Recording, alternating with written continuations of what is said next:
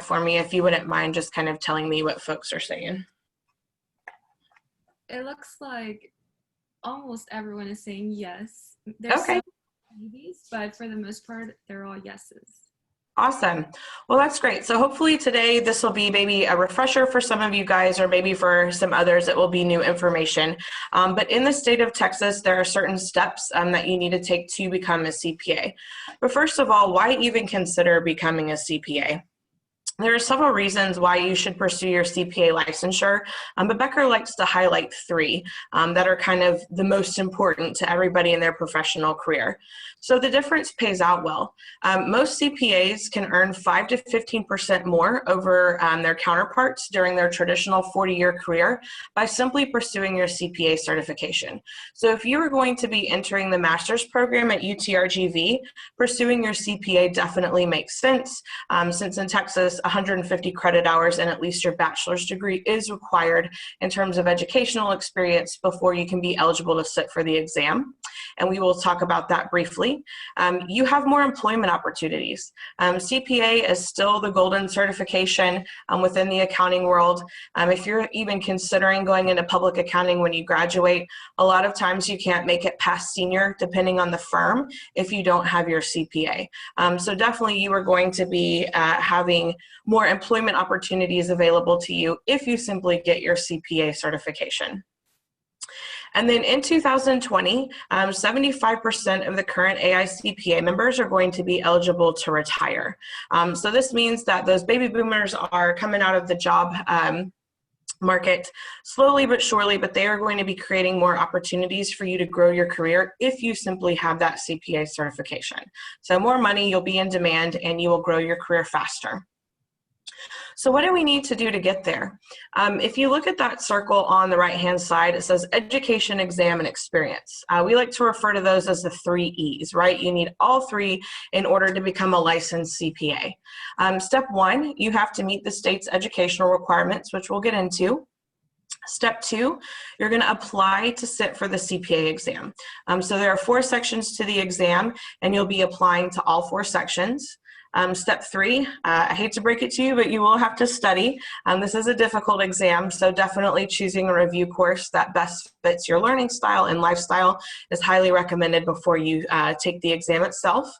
Step 4, you're going to schedule your CPA exam with those Prometric testing centers. And then step 5, succeed, right? You will take the ethics exam, which is an open book exam. You'll obtain your work experience. And then lastly, you will apply for licensure in the state that you want to practice. So let's take a little bit closer look at all of these steps. So I'm assuming most of you guys will be pursuing your CPA certification in Texas. So we're going to focus on that. Before I get into Texas state requirements, if you are going to be moving and working and potentially sitting for the CPA exam in another state, you will want to check with that state's Board of Accountancy to see what their requirements are. But again, for this presentation, I have a feeling most of you guys will be doing Texas. So. All right, so in the state of Texas, in order to even qualify to sit for the CPA exam, you have to have a total of 150 credit hours and at least your bachelor's degree. Okay, so certainly the easiest way to get that 150 is to enter a master's program if you're able to do so. UTRGV has a master's program, and there are several other universities throughout the state that will have a master's program for you to enter into to get your remaining credit hours. Now, I do have some students who take maybe a non-traditional route to get the 150. Maybe they graduate with their bachelor's, and let's say their CMA, they work for a couple of years, and then they're interested in getting their remaining credit hours through a community college. That is also an option. The Texas State Board will recognize 5 community colleges within the state to get those additional 30 credit hours. The ones closest to you guys would be Houston Community College and then Austin Community College in Austin. And then there's some others in the Dallas area. But you can find all of that information on the Texas State Board's website. I mentioned this a second ago, but graduation with your bachelor's is required. Of the required coursework, you have to have 30 upper level accounting hours, 24 business hours, 2 hours each of a research and communications coursework, and then finally your state approved ethics course. Now, once you are within 1 to 2 semesters of having those 150 credit hours, so for example, if you're in your last year of your master's program right now, now would be the time, if you're going to pursue your CPA, to start filling out something called your application of intent with the state of Texas. So what your application of intent does is allows the Texas State Board to check your educational requirements and make sure that you have everything you need in order to be eligible to sit for the CPA exam. Now, the Texas State Board sorry, I just lost my train of thought.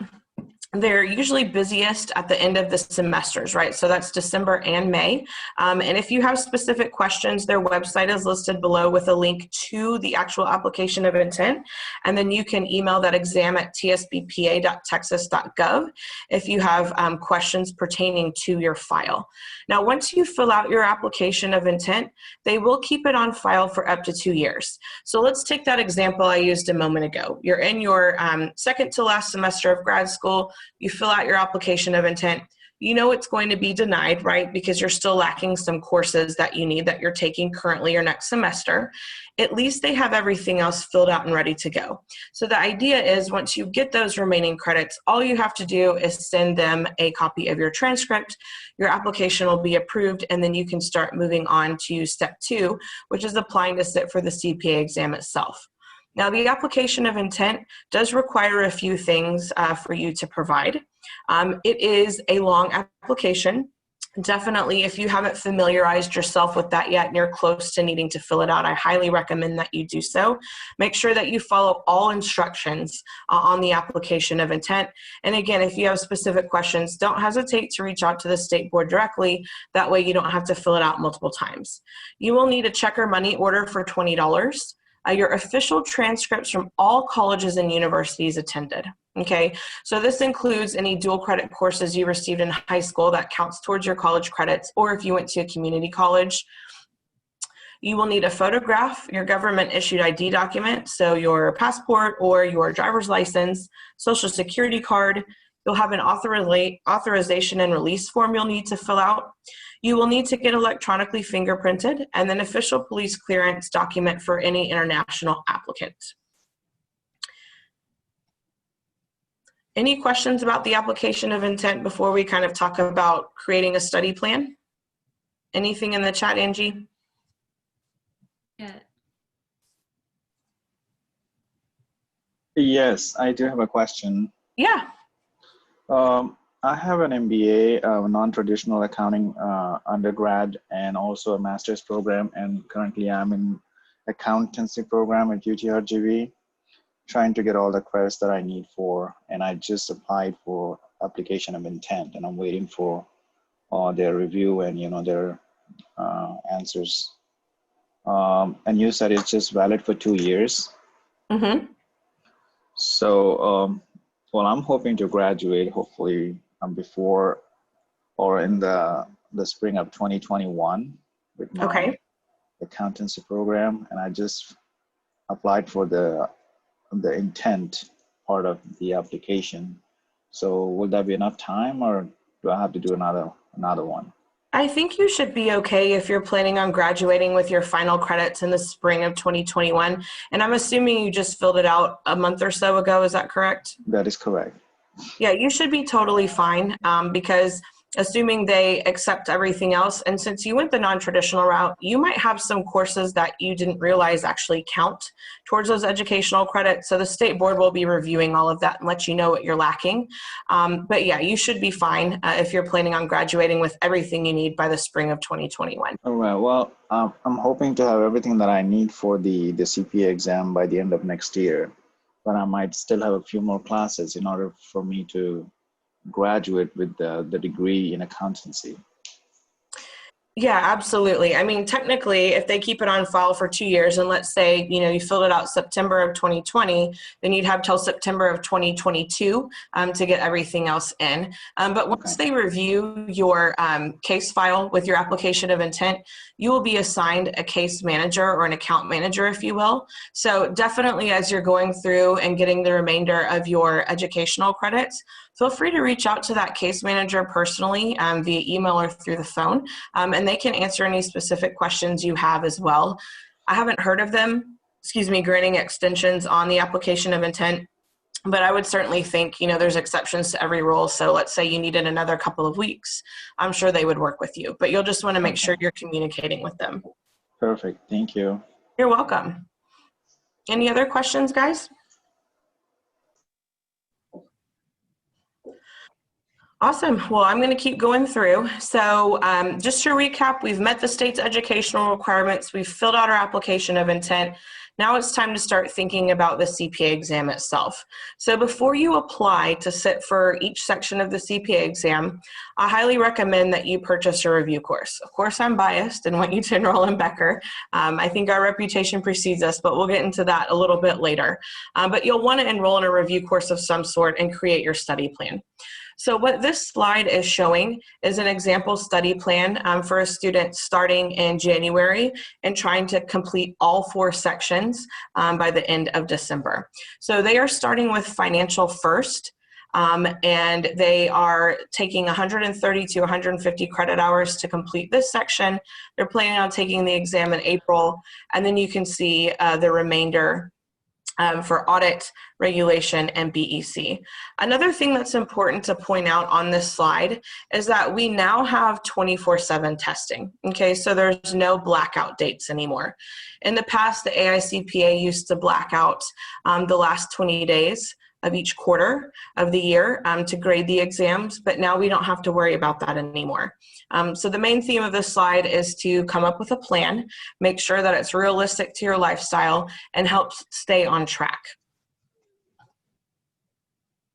So now that we've studied for a section or 2, is there another question? Okay. Now that we've applied for a section or 2, it's time to apply to sit for, studied for a section or 2. It is time to apply to sit for that section of the exam. So once you apply to sit for your first section of the exam, they're going to send you something NASBA will called the notice to schedule. Okay, so in the state of Texas, once you receive your notice to schedule, it's only valid for 90 days. Okay, so do not apply to sit for that section of the exam until you are ready to schedule it with that Prometric test center. Now, once you take and pass the first section of the exam, you'll have 18 months to complete the remaining 3.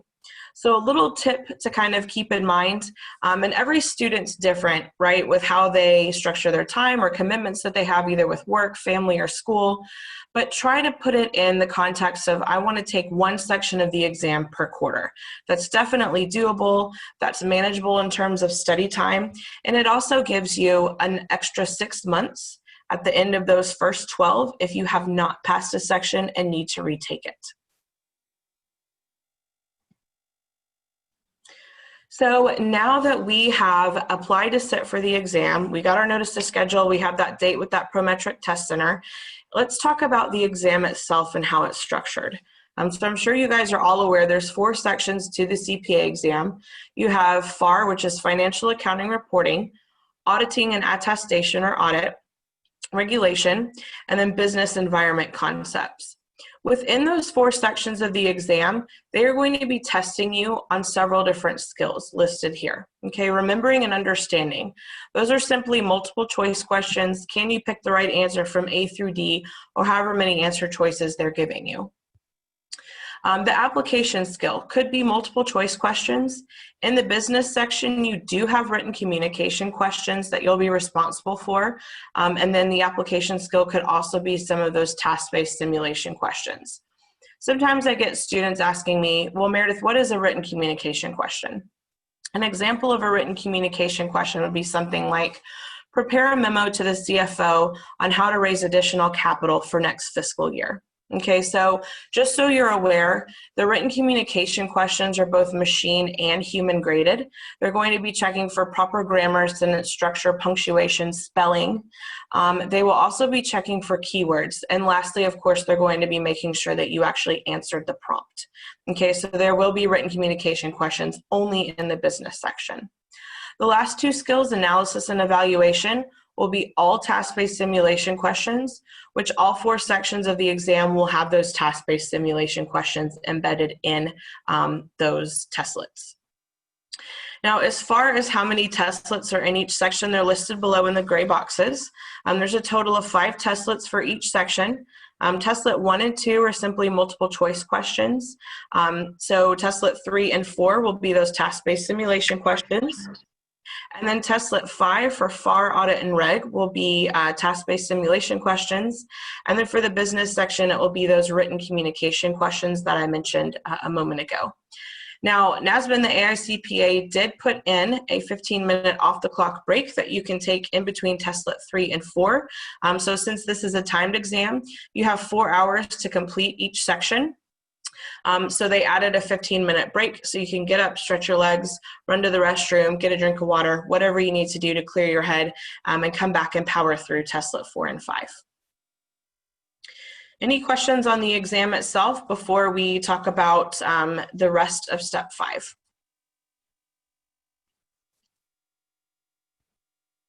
I do want to mention something that I did not put in this slide presentation. Let's talk about study time for a second. Does anybody want to put in the chat how long they think they should study for each section of the CPA exam?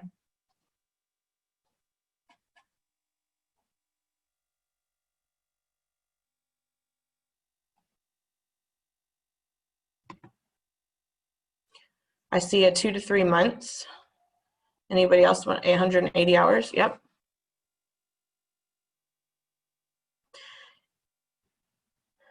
Awesome. Thanks for sharing that, guys. So I'm going to break it down by section, and you can kind of file this away, food for thought, especially if you are going to be sitting for the exam soon. So for the financial section of the exam, and I'm actually going to go back a couple of slides if it'll let me. I'm afraid to do anything and mess it up. Well, I have this memorized. Anyways, if you want to take notes, for FAR, on average, students will spend 130 to 150 hours studying for that section. So if you take Becker's recommendation, which is studying about 25 to 30 hours per week, you'll take about 10 weeks to study for the financial section of the exam, and then you'll take the remaining 2 weeks of that quarter to sit for the financial exam itself. For auditing and attestation, it's about 100 hours, to 120 hours to study for audit and reg. And then BEC is 80 to 100 hours. Now that's just on average. Okay, every student's different. Let's say you're a whiz at regulation, you did a tax internship, you got this, you're familiar with all the new tax laws. Well, you might not need the full 100 to 120 hours to study for that section. It really depends on what you're proficient at. And within our software, there are ways to measure that so you know how you're tracking while you're studying, which is important, right? Because nobody wants to spin their wheels studying stuff they don't really need to. The reason the financial section has such a big jump in hours recommended to study is because it's the most comprehensive section of the exam. Okay, they're going to be covering the most material, so that is why you're going to spend more time in FAR. In terms of national pass rates, I'm not going to scare y'all with those, but they tend to be the lowest for FAR because it is the most comprehensive section, and the business section tends to have the higher pass rates. Now, in terms of what order to take the CPA exam, there's no right or wrong answer there. It's really up to you and how you think you can be most successful. So there's 3 basic schools of thought.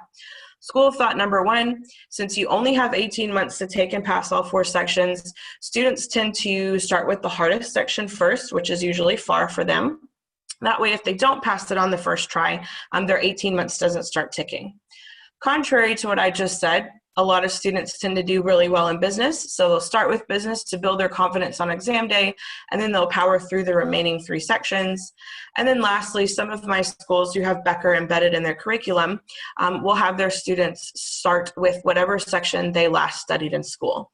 So for example, at Texas Tech, where we have a Becker class, they're studying regulation right now in school, and those students are actually eligible to sit for the exam now, so they just sat for their regulation section of the CPA exam because that's what's fresh on their mind.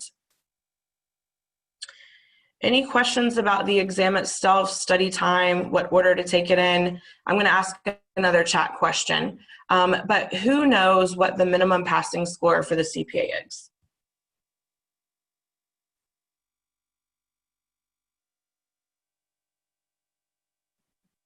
Can come off mute. Is it an 80? 80, okay, so that's one guess. I see 75, 70, 70, 80, 78. It's 100. No, I'm just kidding. So it's graded on a scale from 0 to 99, and you have to make a 75 on all 4 sections, okay, in order to pass the CPA exam. Now, another little nugget that I will share with you guys is I have some students who unfortunately maybe make a 73 or 74, so they just barely miss it, okay? So whenever that happens, there's no restrictions now with how soon you can take that section again. In the past, let's say I had taken FAR and made a 73, I couldn't take it till the next quarter, okay? Now you could take it the next week if there was a spot available. Of course, you'll wanna go back and review, but if you barely miss that 75 by 10 points or less, just go back and restudy that section and take it again as soon as possible instead of moving on to the next section. If you make a 65 or lower, start with something else, save that for the end or after you study for a different section because you're going to need to put in a little bit more work. And that is a tip that one of our national instructors shared with me that I thought made a lot of sense. So I wanted to pass that along to you guys. But y'all are all smart, bright students. You will all make at least a 75, if not higher. I have no doubt about that. All right. So once we've passed the CPA exam, you have to complete the license requirements. So in the state of Texas, you have to meet the work experience requirements and pass the ethics exam. Same thing, get with the state board if you have specific questions regarding work experience. I know sometimes if you're working directly under a CPA, which is what they require, they will accept some internship roles that you've had, as well as professional experience if you're working directly under a CPA. But listed here, and I'm not going to read y'all this whole slide, what are your certification requirements? You have to be of good moral character, you have to pass the CPA exam, meet the work experience requirements, and pass an exam on the board's rules of professional conduct, which will be emailed to you after you submit the application for licensure.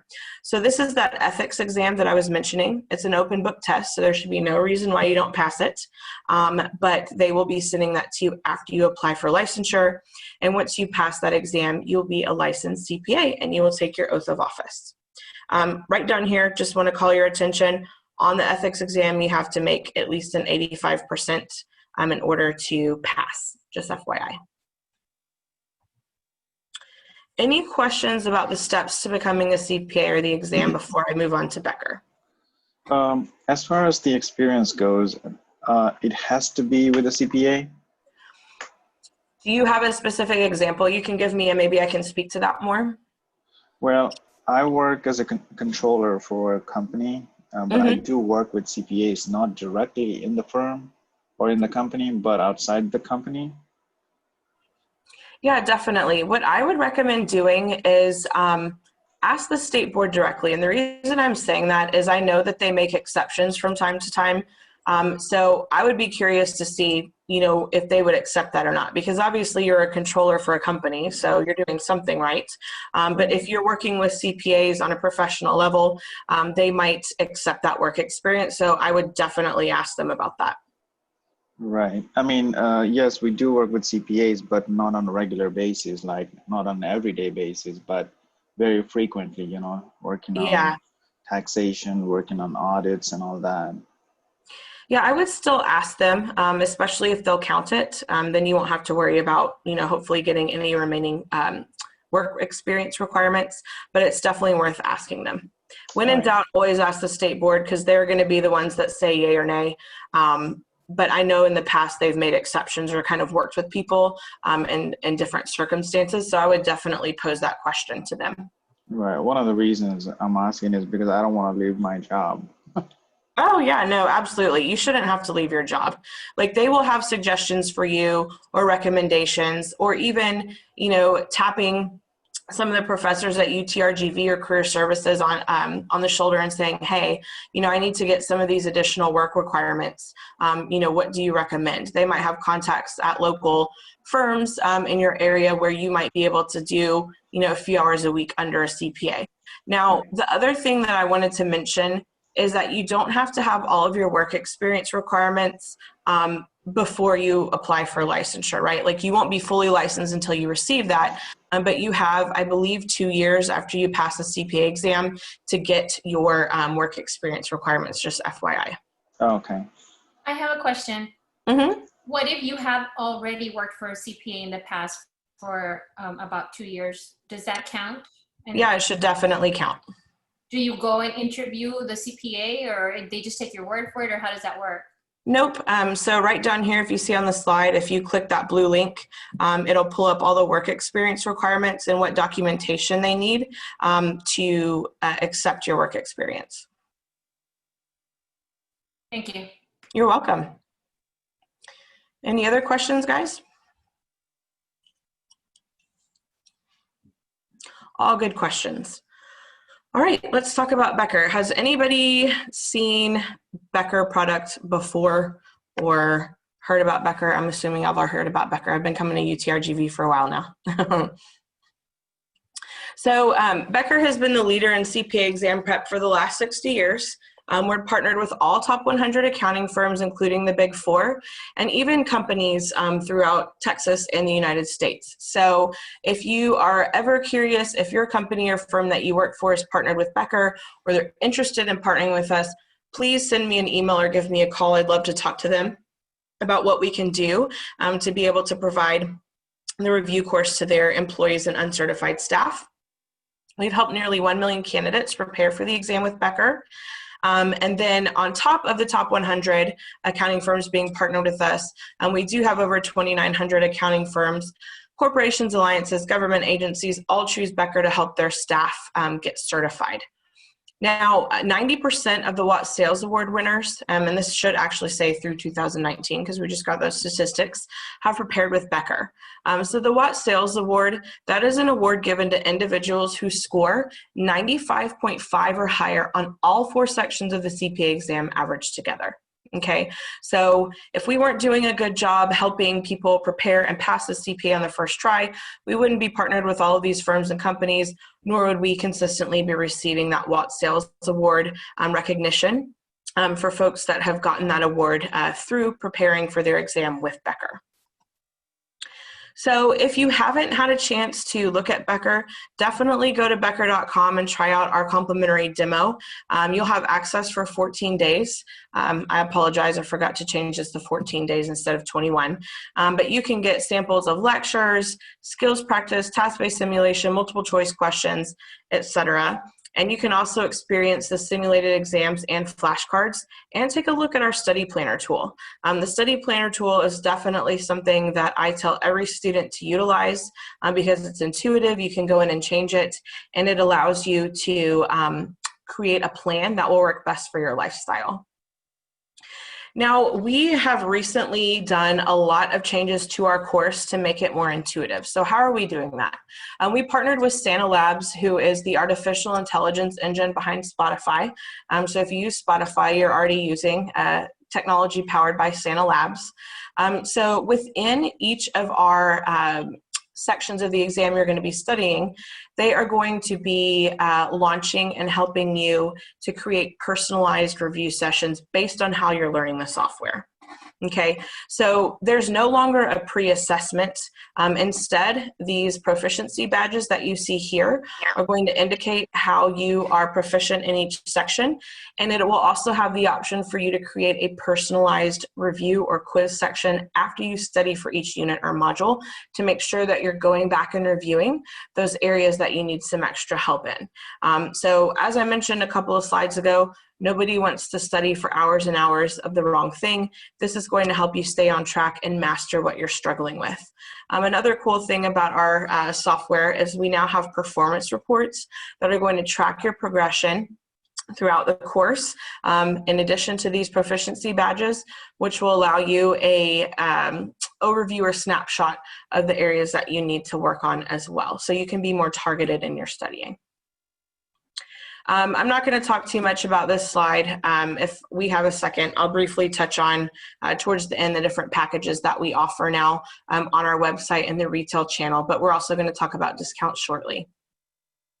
All right, so before I get to questions, I wanted to mention a couple of things.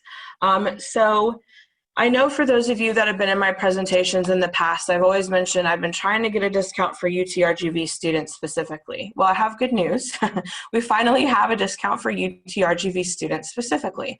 So if you are somebody who works for a company that's not partnered with Becker, or you don't know where you're going to land after graduation, but you really want a discount on our course, there are a couple of different discounts to consider.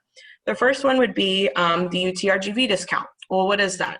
That is a price of $21.95 plus taxes, which includes the following. It's going to have our 4-part review course with digital and paper textbooks, digital and paper flashcards, 24 months access, and there is financing available if you need it. Now, another way to get a discount if you don't have a firm or company paying for your Becker review is to check Becker.com frequently. And the reason I'm saying that is our marketing team is always running promotions they don't let the field team, i.e. me, know about. So I just checked our website today, and right now we have $1,000 off certain packages. Okay, so I want to help you find the lowest price if you're having to pay for it out of pocket. So definitely check our website. And then lastly, we do have an annual scholarship opportunity at the end of December, early January, where you can find information on Becker.com. It's called our Newt Becker Scholarship. It is a national scholarship promotion, which awards a certain number of scholarships to those folks that meet certain criteria, that will be listed on the Newt Becker Scholarship page, most likely right after New Year's. I've yet to see them put it up before Christmas, but definitely check back after New Year's, or you can email me directly and I can give you more information. If you're chosen as a Newt Becker Scholarship winner, you will be receiving 100% scholarship to Becker. And then lastly, I know you've heard me calling on Angie all through this presentation, Angie and Julian, and then I have 2 other ambassadors that I don't think were able to make it today, help me out on campus directly. So if you're interested in an internship opportunity with Becker, I'll be hiring for next school year starting later in the spring, March, April, May timeframe. If you're a campus ambassador with me for 2 semesters, you will also get a 100% scholarship to Becker. So I have been talking a whole lot. I am going to be quiet and switch to the next screen, which has my contact information. I am going to see if I can pull up the chat, which I don't think I see anything. Anybody have questions about anything we talked about today?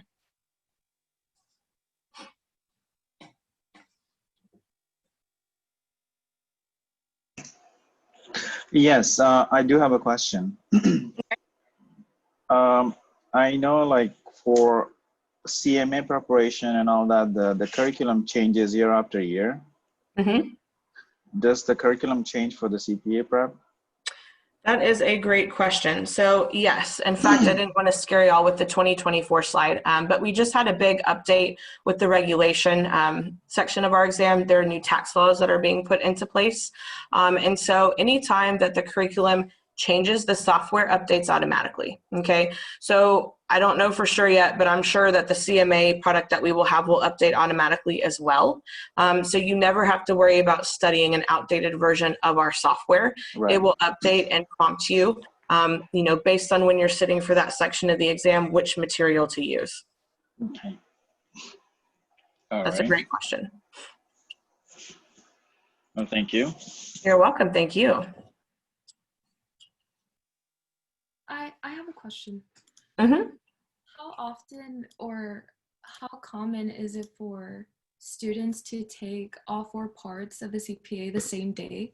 I know I have a couple friends who've done that. Is that really common, or is that really something you push forward? Yeah, that's a good question. So do they take it on the same day or within the same testing window? I believe they mentioned they took it the same day. They just went ahead and took all 4 parts. Wow, I've never heard of anybody taking all 4 on the same day. I'm not saying Prometric might not let you do that. I have had one student who took all 4 sections in one testing window or one quarter and knocked out all 4, one fell swoop. As far as how common that is, I would say it's not very common. Full disclosure, unless you have a photographic memory or you feel like you've really got this, because I think you'll find once you start diving into the material, really all the bandwidth you have to focus on. Again, most students, average students, okay, not everyone falls in this category. I'm speaking more for myself, right? If I were to take this, I could probably focus on maybe 2 at once, but definitely not all 4. If you feel like you can take all 4 at once, let me know. I'd love to see how you guys do, because I will have an awesome success story to share with other students, that may be considering that. The only student I had do that was a student at UT, and I believe he also won the Watt Sales Award. But again, I believe he also had a photographic memory. So anyways, did that answer your question, Angie? Sorry, I kind of went off on a tangent. Oh yeah, it did. I also don't think I'd be able to do the 4 parts in the same day. So Yeah, no, I think, guys, think about it. Let's say Prometric did let you sit for all 4 sections. That's 16 hours worth of exam testing in one day. That's too much. I don't think they would allow you to do that, maybe 2, but definitely you could take all 4, within a week of each other if you wanted to. But that's a lot of work.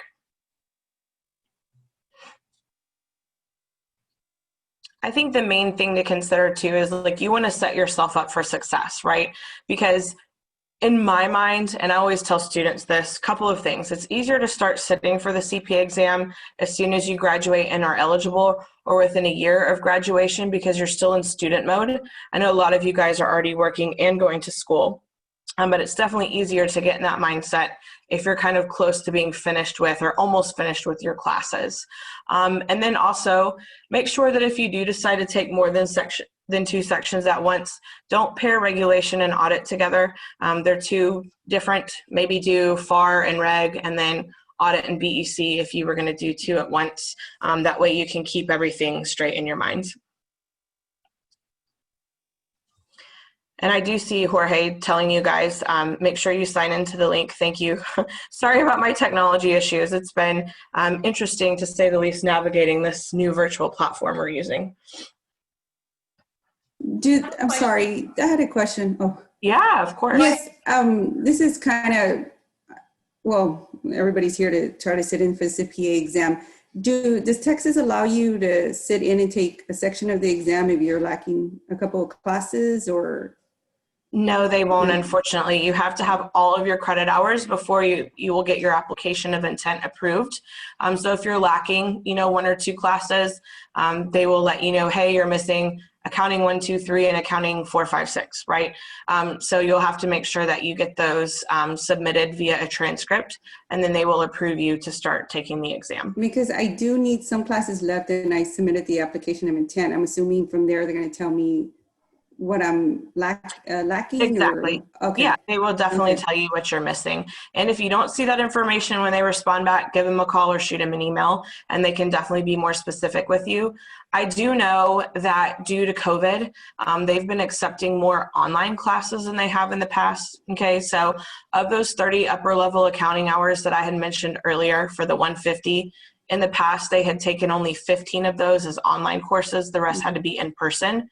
Right now, I believe they would accept all 30 of those hours as online classes. Okay. So just FYI. And when do you recommend, like, if let's say I don't know, a year off or one semester, to purchase one of these softwares, like your software or someone else, you recommend that just right when we completed our hours, or we know we're getting ready to study, or?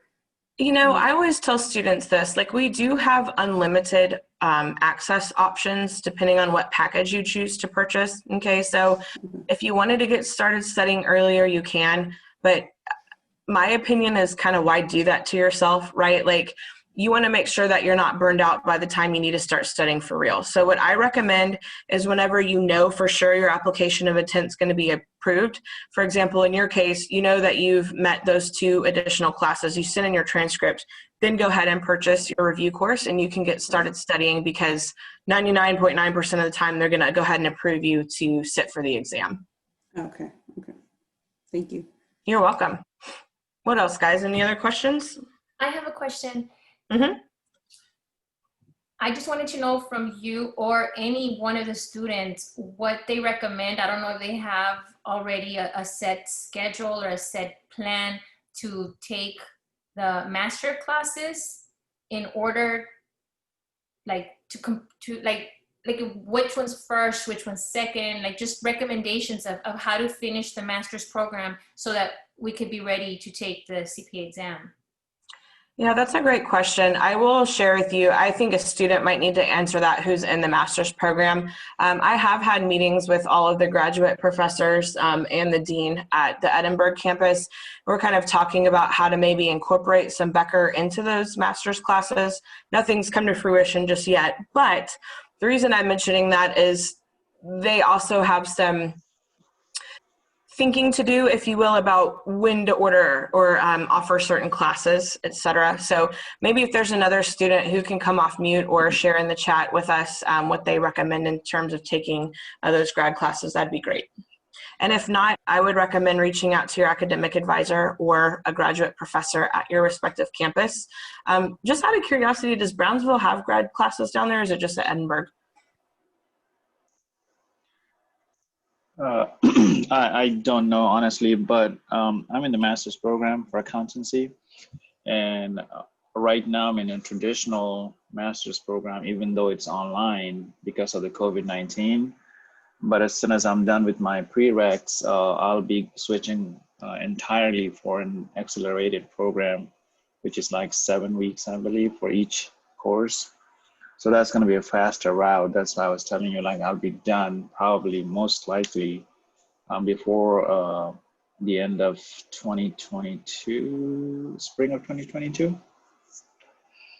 with all the hours that are needed for the degree, not necessarily all the hours needed for the CPA program.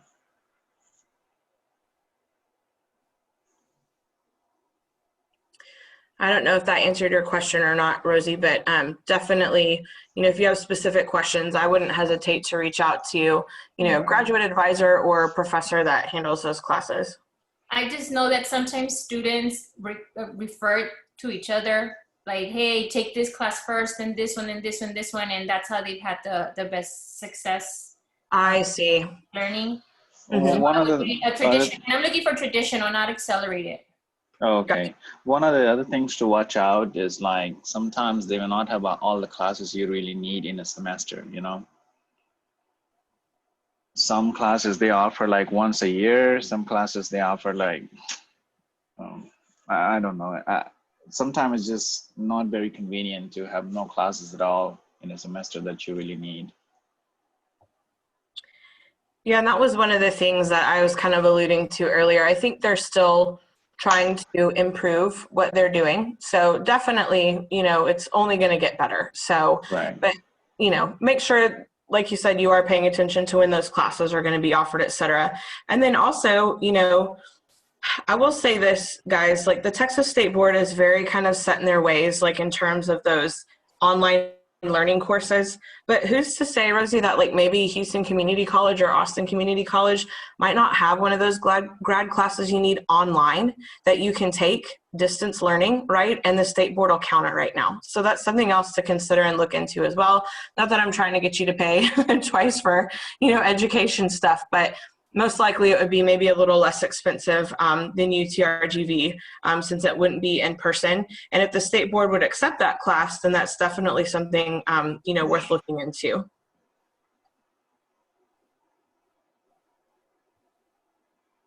But also, I think if you're from a traditional accounting background for your undergrad, you shouldn't have to worry too much about all kinds of accounting classes in grad level, Yeah, that's true too. I mean, I think since you already submitted your application of intent, having the Texas State Board get back to you about what exactly you're lacking will kind of give you a better idea of what you will need, and you can kind of formulate a better plan and go from there. Right.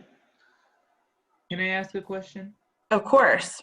Okay, so I'm an undergrad student, and I'm just kind of unsure what are the routes after I graduate. I'm an accounting major, and I possibly looking at getting a CPA. Where could I go? Because I'm not sure whether, because I know that to take the CPA you can have your bachelor's, or it would be good to take a master's class towards your hours. I'm still I don't know that much. Could you inform me? Yeah, so are you asking more about where to go professionally to get a job, or where you should go in terms of education? Education towards the CPA. Yeah, I mean, I would say this, like, whenever you're close to being able to apply for grad school, if that's something you're really interested in pursuing, look at all your options. If you want to stay at UTRGV, that's great. They have a master's program there. And then there's other colleges, of course, throughout Texas that will offer a master's in accountancy program. And then also, I've been talking about community colleges. Let's say you get an awesome job offer, maybe with an accounting firm in Austin, but you don't have time to do a full-blown master's program. Maybe looking at some of those community colleges to take those remaining courses that you need in order to meet your educational requirements to become a CPA, if that's what you decide you want to pursue, would be worth looking into as well. Hopefully that answered your question, Alberto.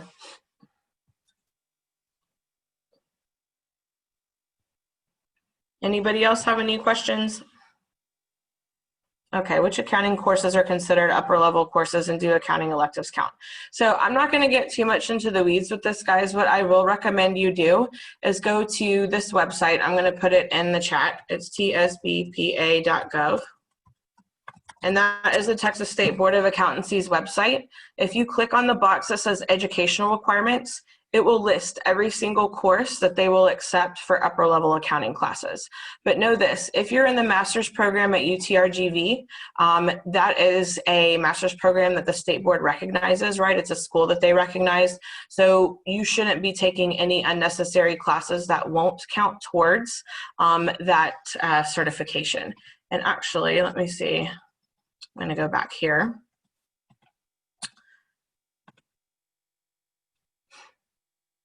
So yeah, TSBPA.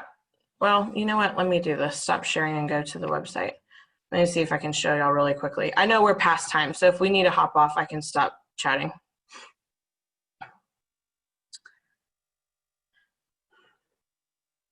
You still have some time. Okay. Still 1:30. Oh, okay. For some reason, I had 1:15 in my mind. Okay, that's great.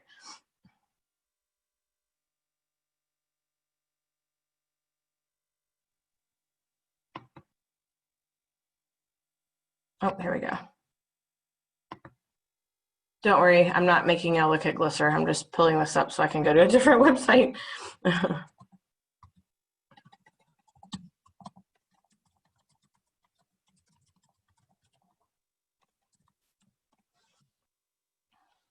Okay, so it's tsbpa.state.tx.us. Sorry, always have in my mind .gov. I don't know why. Okay, so can y'all see the Texas State Board's website? Hi, I sent you guys a CPA approved classes for all the different universities in Texas. Oh, thank you. All right, great. I don't know if you can see that. Yep, I'm pulling it up. Maybe. Perfect. Okay, so thank you. Is it Vimal or Vimal? Am I murdering your name? Yes, Sorry. you got it. Okay, thank you for doing that. I know that this is top of mind since you just filled out your application of intent. And guys, I don't pretend to work for the Texas State Board, right? I work for Becker. Definitely specific course questions. Ask your school, ask your fellow students like Vimal that have just done this, right? And then use your resources, the Texas State Board's website. If y'all can see this, can y'all see the screen? Maybe not. Yes. Okay.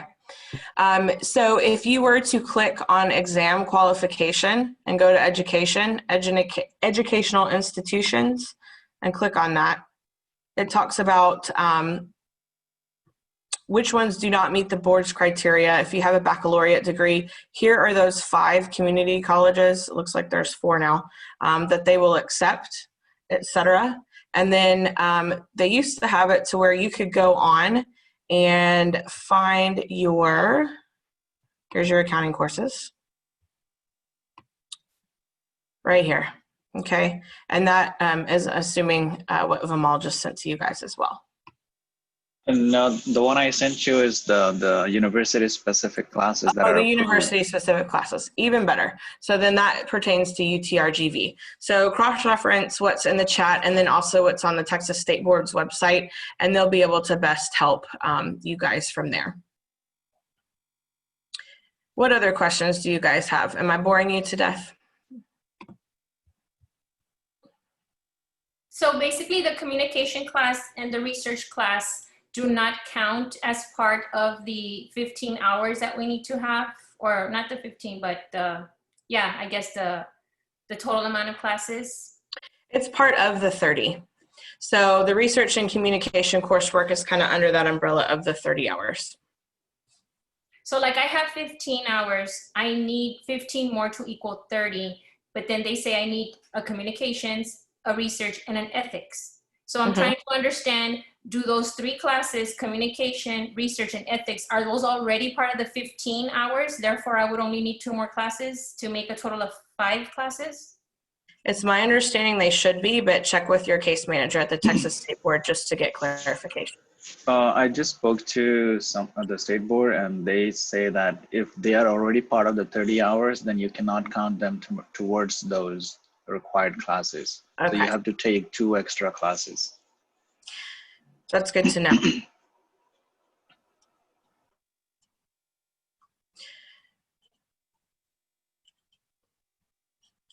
I have a suggestion for you guys as like IMA and Alpha, and I don't know if this would be something that the Texas State Board would do, but just throwing this out there, and I can email Angie and she can get the information to you guys. There is a Texas State Board member named Donna Hiller who will do presentations at universities, and I'm assuming she will do presentations remotely. That might be worth looking into, to have a Texas State Board representative come and speak to you guys directly to answer your specific questions regarding coursework. So if that's something you guys are interested in reaching out to her to do, I'd be happy to send you over her information. I think that'd be really nice. Yeah. We can figure out something with Alpha to collaborate on. So Absolutely. I'll send you over her email and you can see what she says. I know in the past we've done joint presentations with Texas State Societies in Austin and San Antonio. And I know that she does participate in some CPA boot camps kind of around the state, but she'll also do school specific presentations as well. Any other questions, guys? Y'all have been great. Sorry, I can't answer more specific state board course questions, but if I start doing that and tell you the wrong thing like I just did, then you're gonna, yeah, it's not good. So just get with the state board. On the work experience, how many years back can you go where it'll still count? Like, That's a great I worked question. 2 years ago, a year ago, I worked for 2 years at an accounting firm. I still have like 2 to 3 more years to go to finish everything. Is that work experience still going to count even though it'll be like 5 years old? I would think so, as long as it was directly under a CPA, but again, check with the state board.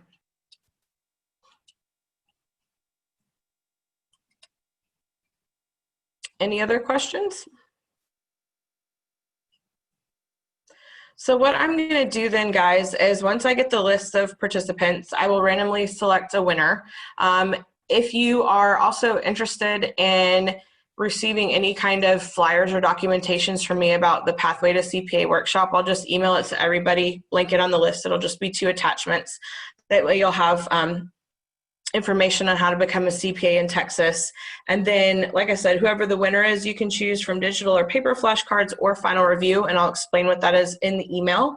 And then Angie, I'll get you Donna Hiller's information so y'all can potentially reach out to her to have another presentation for y'all about more specifics regarding the state board. that's great. Yes, thank you so much. You're welcome. Any other questions before I give y'all 3 minutes back in your day? Thank you so much. Yeah, thank you guys. Y'all been a great audience. Thanks for taking the time to meet with me virtually. Sorry Glisser didn't work. Story of my life. Got to have a backup plan. So anyways, hopefully y'all found this beneficial, and I will be looking for that list and send y'all that information, and then let the winner know who gets the flashcards or final review. All right. Well, y'all know where to find me. Keep my contact information. I'm going to say bye now. Thank you so much. I appreciate all of your time. Thank you. Bye. Thank you.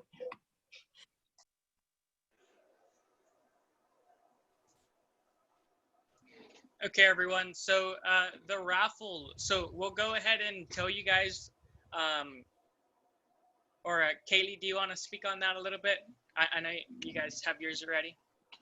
Yes. So first off, thank you guys for attending this meeting. While towards the end of the meeting, I did get the names that signed in, and I did put it in a random wheel generator.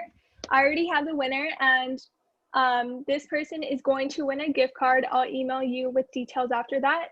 But the winner is Belen Meraz, if I'm not mistaken. Yes, the winner is Belen Meraz. So please provide me your email. Oh wait, never mind. I do have that information, so I will be emailing you about the gift card.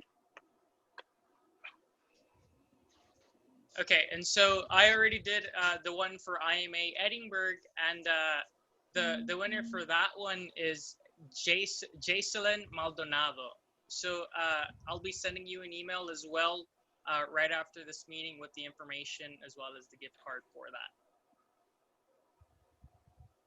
Okay, so IMA Brownsville also is gonna give a gift card, but I actually didn't do it.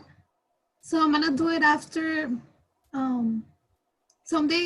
sometime today, and I will email the winner as well. Thank you. Sorry, I have a question. When we're on both of like Thank you Edinburgh and everyone for Brownsville- coming. I hope you have a good day. I'm glad Becker was able to speak to us, and we're gonna go ahead and end the meeting there. Taylor, I think there's a question. Oh, there's a question? Yeah, someone was speaking. Oh, I couldn't hear, sorry.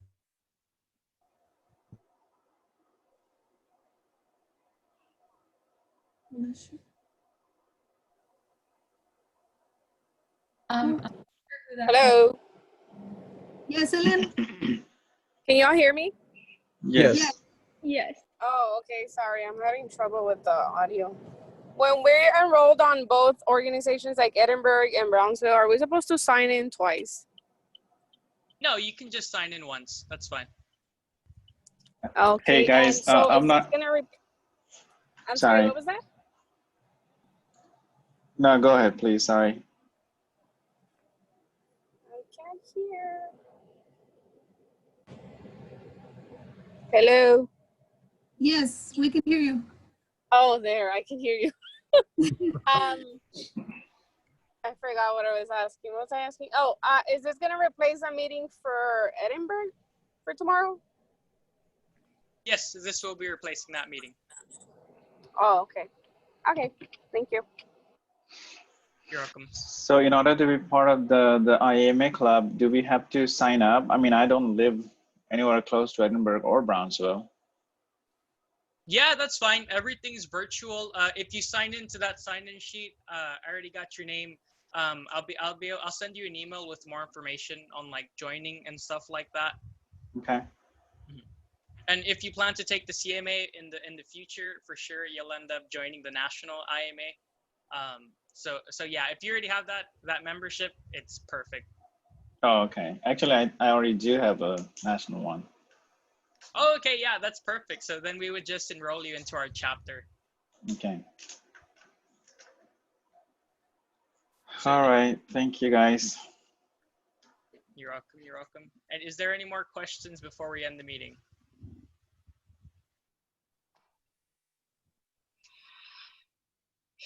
Yes, in the chat. That is still my number. Okay, everyone. So we're going to go ahead and call the meeting there. Thank you guys for coming, and we'll see you next week.